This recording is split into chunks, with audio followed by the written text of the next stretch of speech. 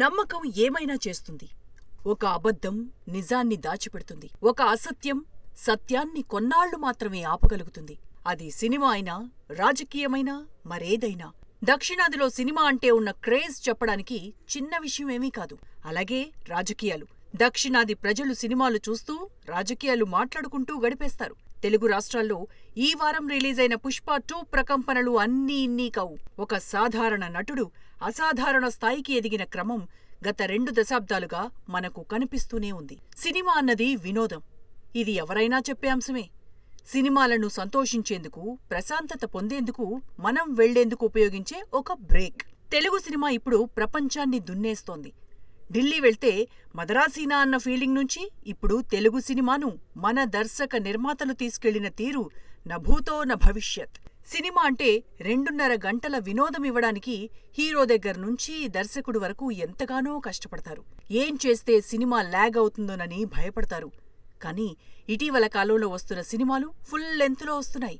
బాహుబలి సినిమాల తర్వాత RRR, తర్వాత ఇప్పుడు పుష్ప 2 వరకు మూవీని 3 గంటల పాటు ఉంచేందుకు దర్శక నిర్మాతలు సంకోచించటం లేదంటే నమ్మకం అన్నది ఎంతలా ఉందో అర్థం చేసుకోవచ్చు. పుష్ప మొదటి రోజు కలెక్షన్స్ 294 కోట్లు అంటూ నిర్మాణ సంస్థ మైత్రి మూవీ మేకర్స్ అఫీషియల్ ట్విట్టర్ పేజ్లో పోస్టు చేయడమంటే అసలు దేశంలో ఈ మొత్తం వ్యవహారం ఎంతటి గేమ్ చేంజరో అర్థం చేసుకోవచ్చు. గత ఏడాది హైదరాబాద్ వచ్చిన సందర్భంలో ఒక కార్యక్రమంలో పాల్గొన్న ప్రధాని నరేంద్ర మోడీ తెలుగు సినిమా దేశాన్ని ఎలా ప్రభావితం చేస్తోందో చెప్పారంటే మనోళ్ల స్టామినా ఏపాటిదో అర్థం చేసుకోవచ్చు. సినిమాను సినిమాగా చూడాలంటారు, కానీ సినిమాను మనోళ్లు ఆరాధిస్తారు. అందుకే నాడు సినీ తారలు దక్షిణాదిలో సీఎంలుగా అయ్యారు. 1-2 సార్లు కాదు, అనేక సార్లు తిరిగి మళ్లీ ఎన్నికయ్యారు. తాజాగా తమిళనాడులో మరో మైటీ స్టార్ విజయ్ అదృష్టాన్ని పరీక్షించుకోబోతున్నారు. తెలుగులో అన్న నందమూరి తారక రామారావు సినీ కళామతల్లి ముద్దుబిడ్డగా చరిత్ర శాసించారు.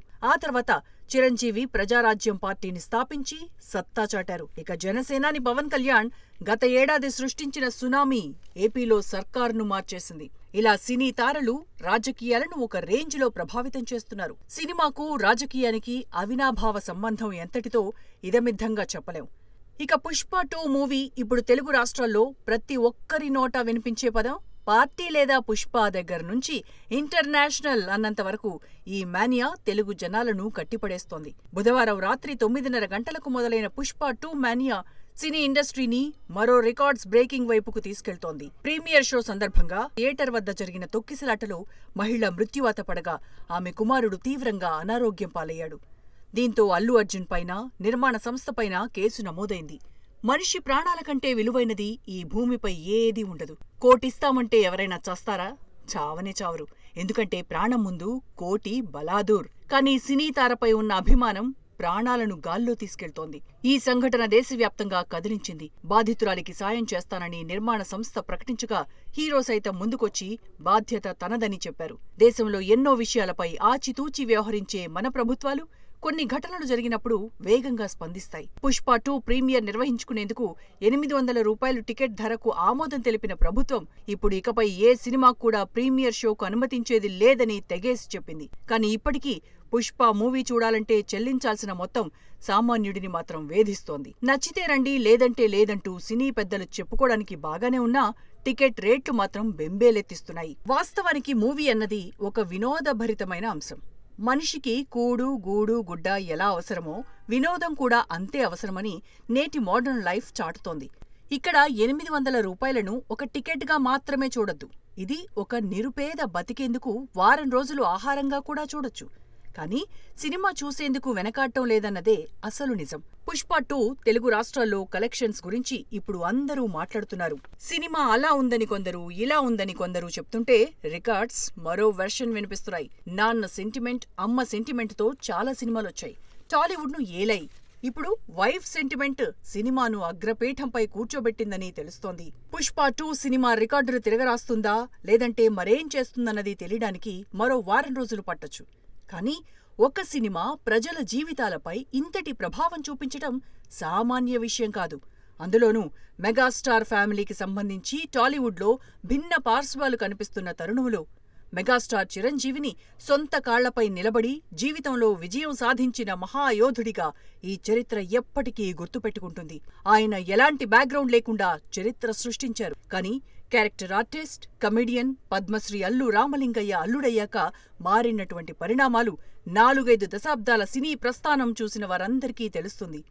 అంతకు ముందు చిరంజీవి నటుడిగా ఎలా అడుగులు వేశారు, ఆ తర్వాత ఆయన స్టామినా ఎలా పెరిగిందని, అల్లు రామలింగయ్య, ఆయన తనయుడు అల్లు అరవింద్ మెగాస్టార్ చిరంజీవి జీవితంలో పాలు నీళ్లలా కలిసిపోయారు. ఆ తర్వాత మెగా కాంపౌండ్ నుంచి వచ్చిన హీరోల సంఖ్య లెక్కేలేదు. కొడుకులు, అల్లుళ్ళు, ఆఖరికి కుమార్తెలు సినీ ఇండస్ట్రీలో చెరగని ముద్ర వేశారు. హీరోలుగా నిర్మాతలకు సత్తా చాటారు. మెగా ఫ్యామిలీ అన్న ముద్రను పక్కనబెట్టి సత్తా చాటిన వ్యక్తి ఆ తర్వాత కాలంలో ఒక్క అల్లు అర్జున్ అనే చెప్పాల్సుంటుంది. అల్లు రామలింగయ్య క్యారెక్టర్ ఆర్టిస్ట్గా నాడు ఎన్టీఆర్, ఏఎన్ఆర్, ఎస్వీఆర్, రావు గోపాలరావు సత్తా చాటిన రోజుల్లో తనకంటూ ఒక గుర్తింపు తెచ్చుకున్న నటుడిగా మనం చెప్పుకునేవాళ్లం.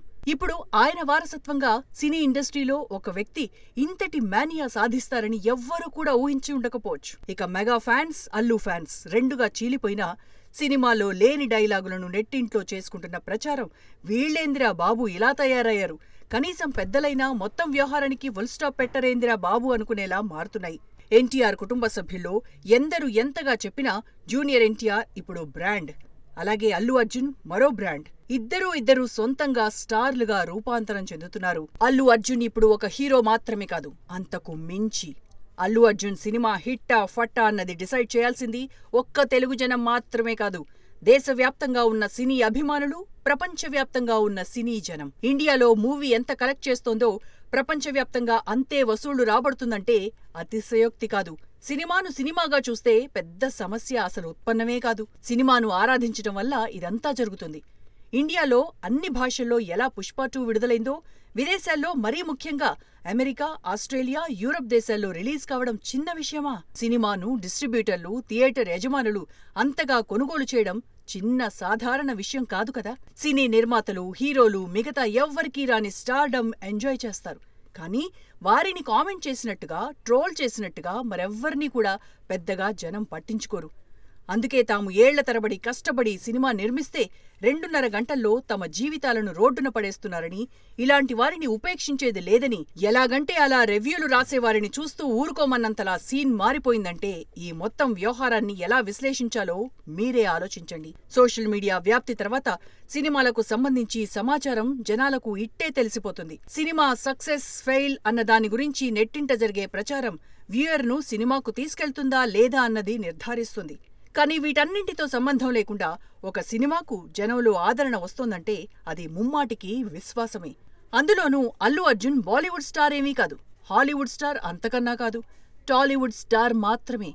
ఆయన మెగా ఫ్యామిలీ ముద్ర వేసుకున్న నటుడు కాదు. నందమూరి ఫ్యామిలీ, అక్కినేని ఫ్యామిలీ, దగ్గుబాటి కుటుంబానికి చెందిన వ్యక్తి కాదు. అలాగని బ్యాక్గ్రౌండ్ లేని వ్యక్తి అని కూడా చెప్పలేం. గీతా ఆర్ట్స్ అధినేత అల్లు అరవింద్ కుమారుడిగా ఆయన ఇప్పుడు సినీ జనం నీరాజనాలు అందుకుంటున్నారు.